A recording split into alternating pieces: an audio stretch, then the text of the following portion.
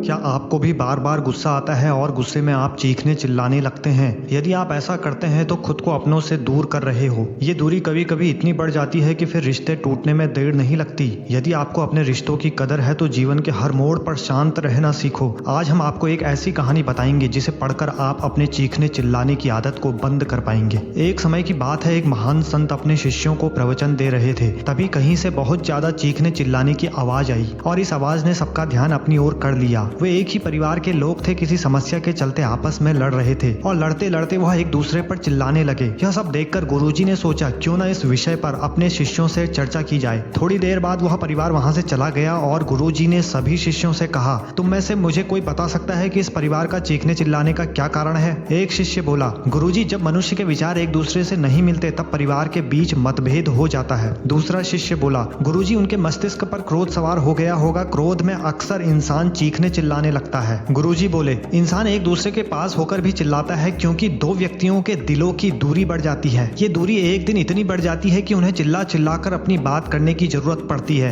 मुख्य रूप से इनके चिल्लाने का कारण यह है कि इन लोगों के बीच दूरियां बहुत बढ़ गई हैं। आगे गुरुजी बोले, तुम लोगों ने देखा है जिन लोगों के हृदय में प्रेम होता है वह हमेशा धीरे धीरे और शांति से बात करते हैं। यह इस बात का संकेत है कि उनके दिल बहुत नजदीक हैं और जब दिल नजदीक होते हैं तो इंसान कभी गुस्सा नहीं कर सकता। प्रेम जब बहुत ही गाढ़ा हो जाता है तो शब्दों की भी जरूरत नहीं पड़ती। इंसान का एक इशारा या उसका मौन ही हमें बता देता है कि उसके हृदय में कितना प्रेम है। इसलिए गुस्से में चीखो चिल्लाओ मत, शांति से काम लो। सभी शिष्य संत की बात से सहमत थे। उन्होंने उन्हें प्रणाम किया। कहा भी गया है, अगर ईमानदारी से कोशिश की जाए तो हम अपने अशांत मन को शांत कर सकते हैं और गुस्से को काबू में कर सकते हैं। अगली बार जब आप सभी को गुस्सा आए तो इस बात पर जरूर गौर करें। चिल्लाओ मत, चिल्लाने से आप अपने करीबी लोगों से दूरियों को बढ़ा देते हो। जब भी आपको गुस्सा आए तो कोशिश करो उस वक्त आप किसी से कुछ ना बोलो, क्योंकि गुस्से में कहीं हर बात तीर की तरह होती है और यह तीर एक बार कमान से निकल जाए उसके बाद उसे वापस लेना बहुत मुश्किल हो जाता है। जरूरी नहीं है कि आप ही हमेशा सही हो। कभी कभी दो लोगों के भिन्न विचारों के कारण आपस में मतभेद हो जाता है। हमें ठंडे दिमाग से यह सोचना चाहिए, हमारे लिए कोई बात सही है तो दूसरे के लिए कोई और बात सही हो सकती है। इसलिए हमें उसकी बातों को भी समझना चाहिए। यदि एक बार आपने किसी पर चिल्ला दिया तो यह आपकी आदत बन जाएगी। आप बार बार उस पर गुस्सा करोगे और आपके बीच